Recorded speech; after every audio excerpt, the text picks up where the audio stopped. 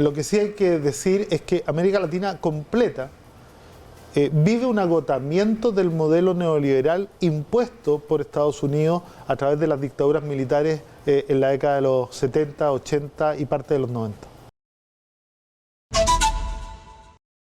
Está en nuestros estudios Daniel Jadue. Él es militante del Partido Comunista de Chile, que es una organización legal en Chile, ¿no es cierto? Y que ha sido parte además del conglomerado Apruebo Dignidad. Eduardo fue precandidato a la presidencia de la República en las primarias que finalmente ganó el señor Boric, actual presidente de Chile, y él es alcalde de la comuna de Recoleta. Bienvenido. Gracias por estar con nosotros. La primera pregunta es, ¿por qué está usted en el Perú? ¿Cuál es el objeto de su visita? Bueno, soy objeto de una invitación de Nuevo Perú para una escuela para militantes y para líderes sociales, con el afán de analizar el proceso chileno, ¿no? El proceso también que vive Latinoamérica, la importancia de los gobiernos locales en las transformaciones sociales, con la experiencia de Recoleta, que en Chile ha cobrado mucha relevancia, pero también para poder discutir acerca de lo que está viviendo nuestro país en términos de cambio constitucional, ¿no? El proceso constituyente. Pero esto es algo que sorprendió, porque a los pocos días de que el expresidente chileno decía que Chile era una especie de oasis, ¿no?, en una Latinoamérica convulsionada, se produjo la más grande explosión social que ha habido en Latinoamérica en los últimos tiempos, que terminó precisamente con lo que hoy están viviendo, ¿no es cierto?, con la Convención Constitucional. Así es. ¿Qué fue lo que pasó en Chile? ¿Qué fue lo que... Es decir, que se suponía era el modelo perfecto? Todo el mundo, cuando quería hacer referencia a la aplicación de un modelo liberal eficiente, se refería a Chile como el ejemplo a seguir y el referente. Bueno, lo primero es que hay que entender que esto no es un estallido social, ¿no? Yo creo que quienes le llaman estallido social, lo que intentan es poner sobre el movimiento un manto primero de espontaneidad, de falta de programa y también de falta de conducción. Aquí lo que ha habido es un proceso que nace en 1990 con una salida pactada de una dictadura militar, una salida pactada que tiene como focos principales no tocar el modelo económico, no perseguir los crímenes y establecer la impunidad para los crímenes de la dictadura, mantener al Partido Comunista de la Izquierda fuera del sistema, y esto hay una cantidad enorme de población, un 90%, que cree en esta salida pactada, ¿no?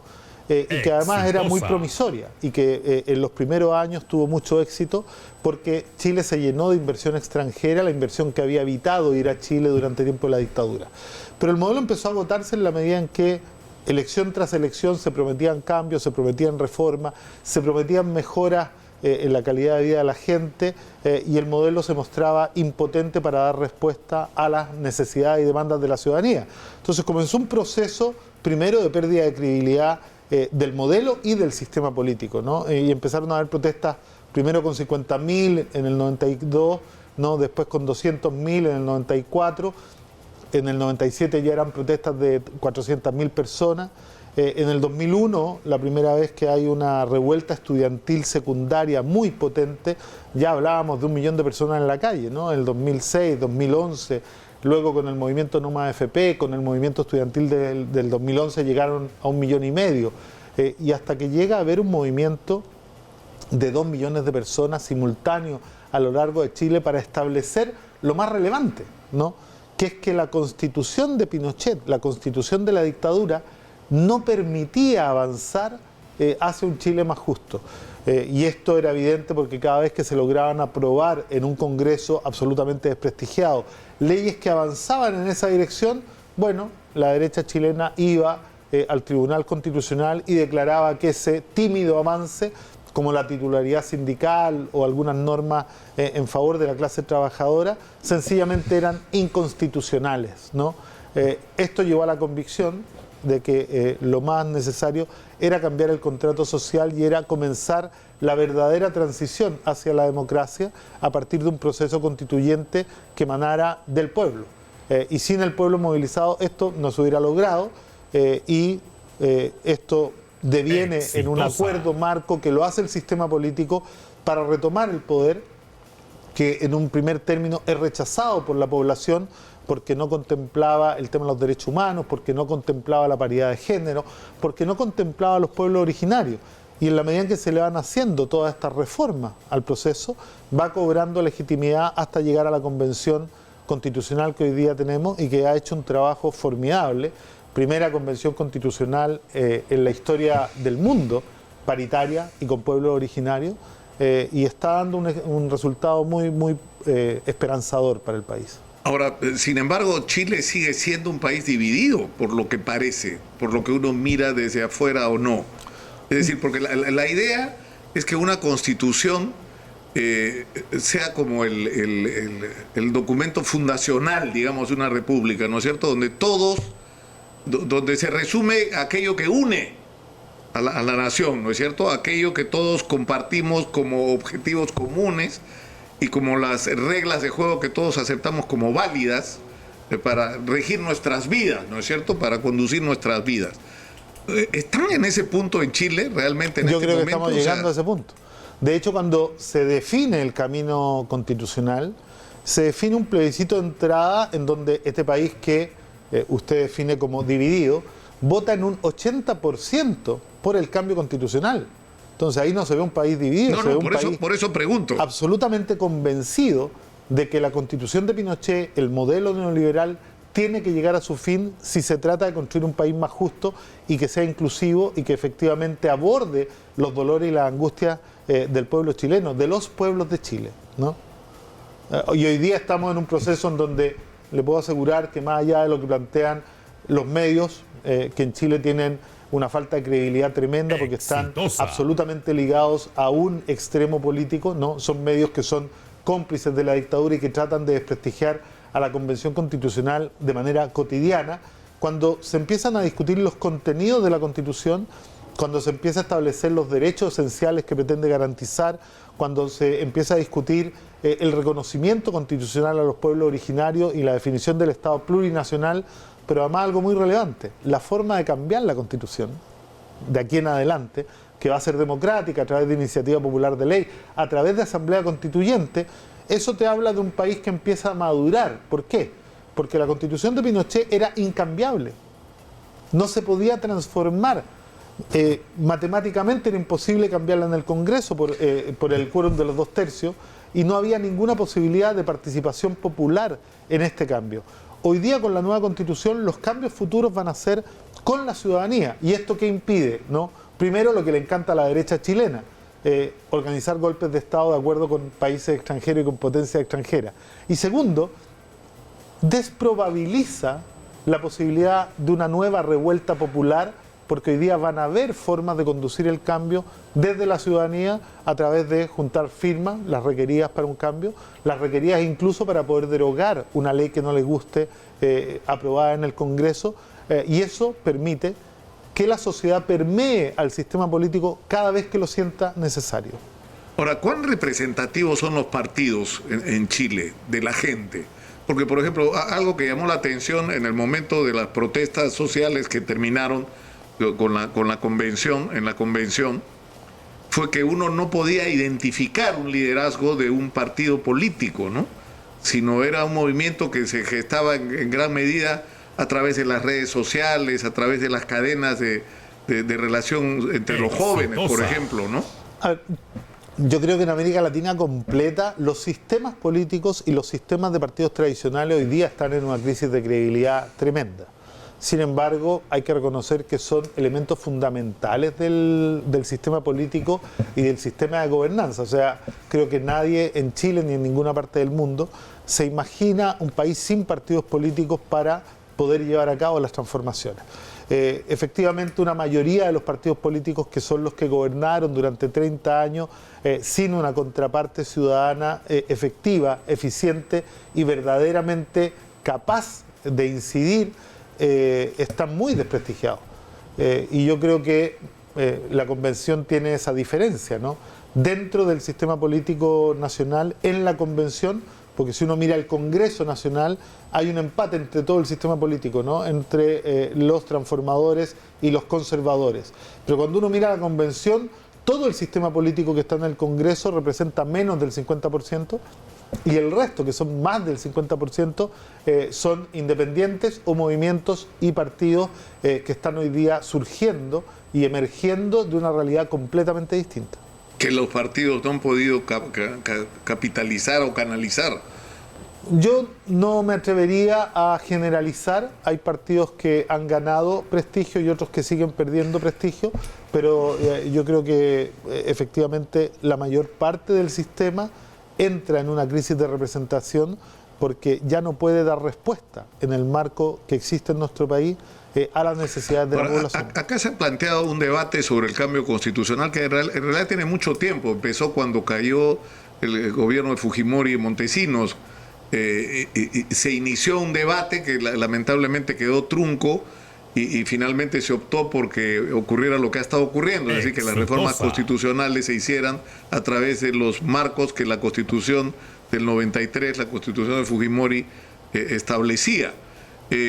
Pero el gran problema que tenemos hoy es que no hay en el Perú, en realidad somos un país profundamente dividido y las elecciones han sido una muestra de ello, ¿no? O sea, el presidente Castillo ha ganado por 44.000 votos las elecciones, por nada más que eso.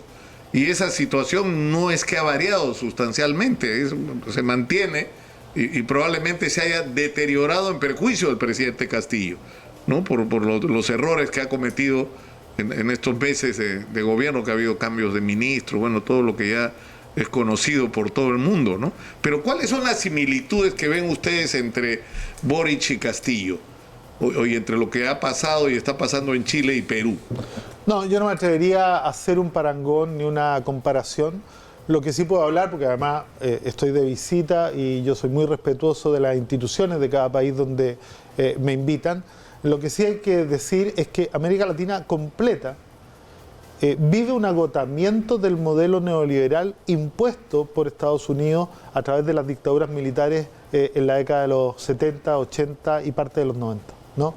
Y esto ha llegado a un nivel en que ya no se sostiene porque no da cuenta de la realidad de las transformaciones que necesitan los pueblos de América Latina. En el caso de Perú, solo hacer una observación quizás muy general, ¿no? Creo que cuando un sistema en un periodo tiene que cambiar 5 veces de presidente, habla de algo más que de un agotamiento no solo del modelo, del sistema, sino que además del pacto constitucional. Y por lo tanto es absolutamente plausible entender que quizás llegó el minuto de generar cambios que son mucho más profundos a través de un diálogo. Y en eso quizás Chile está mostrando un camino bastante importante. O sea, una convención constitucional electa democráticamente por primera vez en la historia de Chile, con participación de los pueblos originarios y con paridad de género. Sí, tenemos un problema, un asunto de último minuto. Me vas a disculpar, vamos a continuar la entrevista, pero está en nuestros estudios Daniel Jadue. Él es militante del Partido Comunista de Chile, alcalde de la comuna de Recoleta. Él fue precandidato a la presidencia de la República en Chile, perdió ante Boric, que terminó ganando las elecciones en Chile.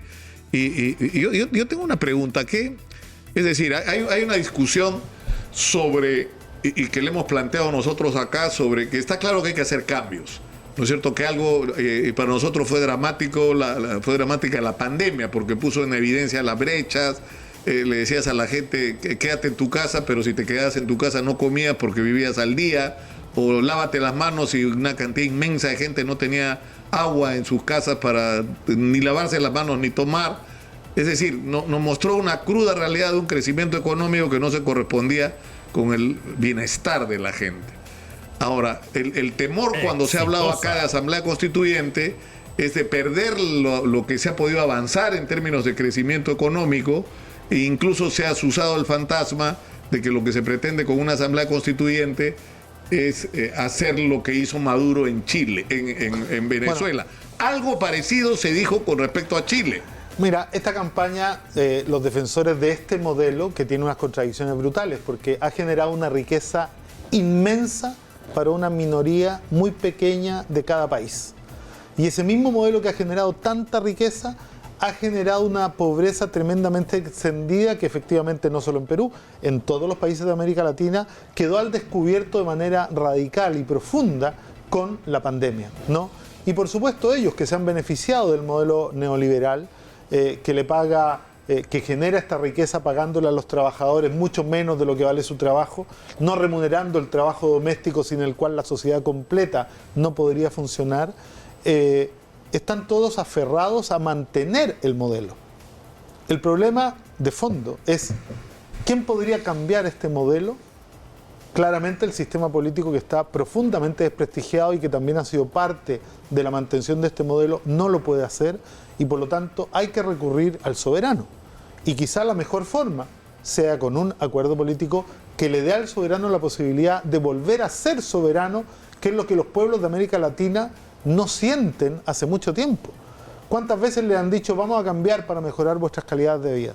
¿Cuántas veces le han dicho confíen en nosotros?